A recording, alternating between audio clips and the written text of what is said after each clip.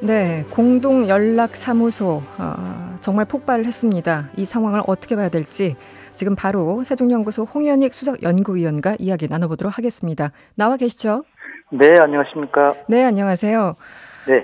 지난 주말에 김여정 부부장이 담화문을 발표했습니다. 청사 폭파 얘기를 정말 했었고요. 그리고 통일부는 오늘 예고된 부분이다 이렇게 답변을 했는데요. 어떻습니까? 이렇게 행동으로 직접 옮길 거라는 걸 박사님은 좀 예상을 하셨습니까? 네, 원치는 않았지만은 워낙 구체적으로, 김여정 부부장이 얘기를 했기 때문에요. 네. 아주 비참하게 형체도 없이 사라질 것이다. 그건 단순히 그냥 거기 근무하는 사람들 철수하는 그런 내용 정도가 아니라, 네네. 집기를 드러내고, 아마 미리 집기 같은 건 다 드러냈겠죠. 네네. 요번에 완전히 폭파하는 그런 행동을 해서 이거는 그야말로 쇼맨십이다. 저는 그렇게 봅니다. 왜냐면은 이게 일단 북한 영토 내에 있는 거 아니잖아요. 네네. 그러니까 자기네들 주권 영역 하에 있는 것을 이제 폭발했는데 그 상징성이 남북 간의 경제 협력과 서로 간의 향후 여러 가지 다양한 평화 공정과 협력을 도모하는 곳인데 그거를 파괴했는데 우리에게 주는 충격은 그 건물이 공동 출자한 것도 아니고 우리가 다 돈 내가지고 다 진 건물인데 우리에 대한 재산권 침해는 있었다 그러면 보지만 그렇다고 인명이나 영토를 침해범한 건 아니니까 네네. 충격만 주면서도 어떤 그 효과는 극대화하는 그런 모습을 자기들의 결연한 의지를 보여주는 일단 그들로 봐서는 안전한 행동을 한 거죠. 근데 그 추후의 행동이 대한민국에 진짜로 위해를 가할 때는 그때는 우리도 가만히 있을 수 없기 때문에 네. 일단 여기까지는 그들 마음대로 할 수 있는 영역이긴 했다라고 보여집니다. 남북 관계는 어찌됐든 어떤 정치적인 의미, 맥락, 상징 이런 것들이 중요한데 그 상징인 공동연락사무소를 폭파했다는 건 어쨌든 가장 그들 입장에서는 효과적이고 상징적인 어떤 공격이라고 봐야 될 것 같고요. 네. 그 문재인 대통령이 어제 6.15 20주년 담화를 발표하지 않았습니까? 네. 북한의 소통과 협력으로 문제를 해결하자 이렇게 제안했는데 바로 다음 날인 오늘 이렇게 나오는 건 도대체 이 사람들이 어디까지 갈 것을 정말 예상하고 있는지 좀 전망을 해주시면 어떻습니까?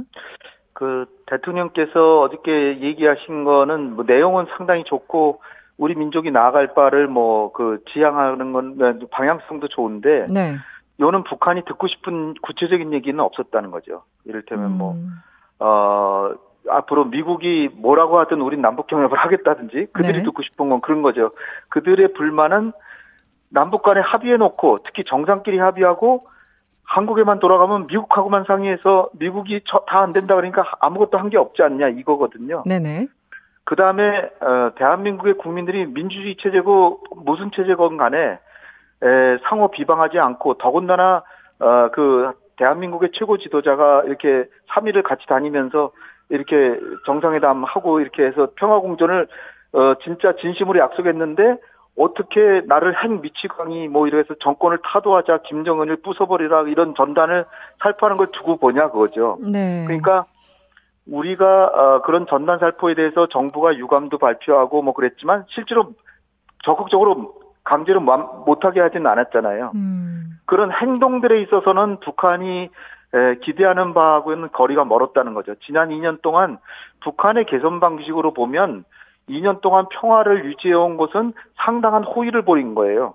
우리는 네. 서로 평화니까 서로 좋다라고 생각하잖아요. 네네. 근데 그들은 아니죠. 왜냐하면 그들은 민주체제가 아니라 독재체제이기 때문에 주민들이 외부 세계도 모르게 하고 자기의 말만 듣게 하기 위해서는 평화롭게 지내기보다는 오히려 대남 적대 정책을 해서 결국 어느 정도의 긴장과 갈등을 고조시키면서 이러니까 내 지도자 내 말을 들어라 이렇게 하는 게 훨씬 통치하기 편하거든요. 네네. 그런데도 자기들의 개방성을 가져올 수밖에 없는 평화를 유지하는데 한국 정부가 말로만 약속하고 실제로는 안 지켰다. 이게 불만입니다. 그런데 어저께 문재인 대통령께서 하신 말씀 중에는 구체적인 자기들에 대한 보상이 없었다는 거죠. 네. 그렇기 때문에 이를테면 국회에서라도 빨리 서둘러서 대북 전단 살포 금지 법을 이미 제정했다든지 이러면은 조금 효과가 있었을지 모르는데 구체성이 없으니까 일단은 자기네가 안심하고 우리의 보복을 야기하지 않는 범위 내에서 갈 때까지는 이때 가서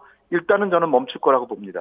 북한의 행동을 보면은 사실 어제 문재인 대통령이 박사님 말씀하신 것처럼 구체적인 제안을 했다고 하더라도 자신들의 어떤 스케줄에 따라서 계속 갔을 것 같은데요. 왜냐하면 그동안 했던 발언의 수위가 워낙 셌고 또 구체적이었기 때문에요. 네. 네. 그러니까 오늘 그 파기한 것도 미리 준비는 다 해놨고 네.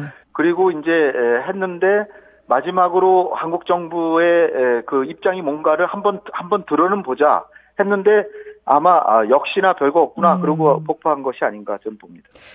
북한군 총참모부가요 오늘 이 남북 합의로 비무장화된 지역에 군대가 다시 진출하는 방안을 연구하겠다 이렇게 밝혔는데요. 이 부분을 어떻게 해석을 해야 될까요? 예, 네. 이게 어떻게 보면은 상당히 좀 직설적인 표현이 아니라요. 네. 그러니까 남북한에 합의돼서 비무장한 지역을 재무장하는 방안을 연구할 때 대한 의견을 접수했다. 네. 굉장히 애둘러서 얘기를 했어요. 네, 그 얘기는 그렇죠. 뭐냐면 네네. 좀 바로 행동을 하지는 않겠는데 그러나 방침은 재무장한다. 그러니까 재무장하라는 게 그 GP 같은 거 철수하고 파괴했는데 네네. GP를 다시 건설한다든지 아니면 군인을 다시 보내고 중화기를 다시 남아 있는 GP에다 더 강화하겠다. 뭐 이런 건데요. 네. 뭐 거기까지는 유감스럽지만은 그 정도까지는 우리한테 직접적인 유해를 가하는 건 아니니까 일단 남북한 간의 합의 사항은 못 지키겠다 이런 표현이라고 이제 보여지고요. 그다음에 한 가지 좀 우스꽝스러운 거는 제가 볼 때 좀 우스꽝스러운 건 남한에다가 인민들이 대규모 전단 살포를 한다는 투쟁을 하는데 적극 협력할 때 대한 의견도 접수했다 이렇게 또 나왔어요. 네네.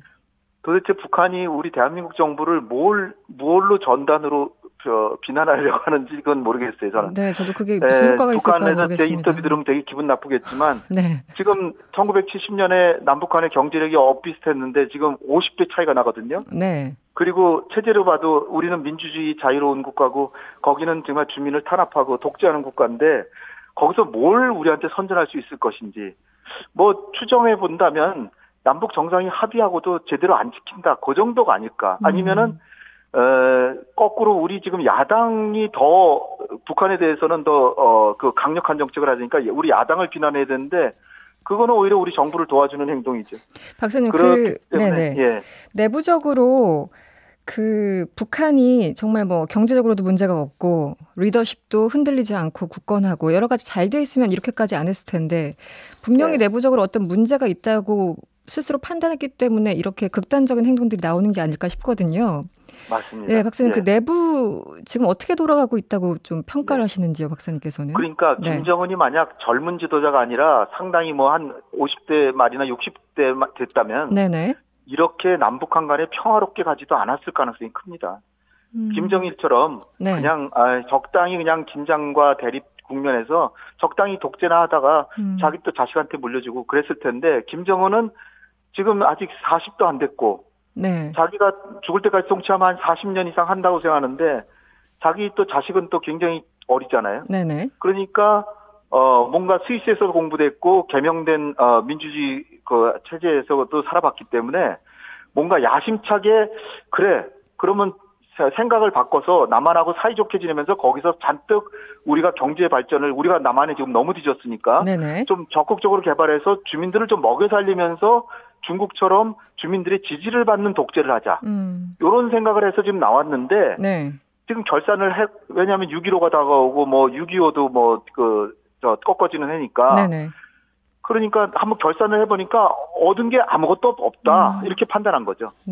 그런데다가 지금 중국으로부터 지원도 굉장히 코로나 때문에 어렵고 코로나 환자도 사실상 꽤 있는데 없다라고 해서 대외 지원을 공개적으로 받을 수도 없고 완전히 궁지에 봉착해서 오죽하면은 이번에 당창건 행사를 이제 가을에 해야 되는데 뭐 5개년 계획이 끝나가는데 성과조차 발표도 못하는 그런 상황이에요. 그러니까 굉장히 참담한 지경에서 더 이상 이런저런 그럭저럭 정권을 유지하기보다는 남한하고 적극적으로 긴장을 고조시켜서 주민들이 남북관계나 좀 평화롭게 됐으면 좋겠다 하는 그런 쪽으로 불만이 토로될 수 있도록. 그러니까 남북 간의 긴장이 고조되는 게 자기한테 손해가 아니라는 전략적 판단을 하고 나오는 거라고 전 보고 있기 때문에 알겠습니다. 네. 우리가 그냥 말로써 해서는 그 위기가 극복되기 어렵다. 전 그렇게 봅니다.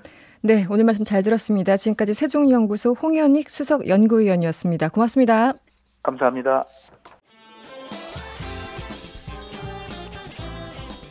여러분의 퇴근길을 꽉 채워드립니다. 평일 저녁 6시 5분 이승원의 세계는 그리고 우리는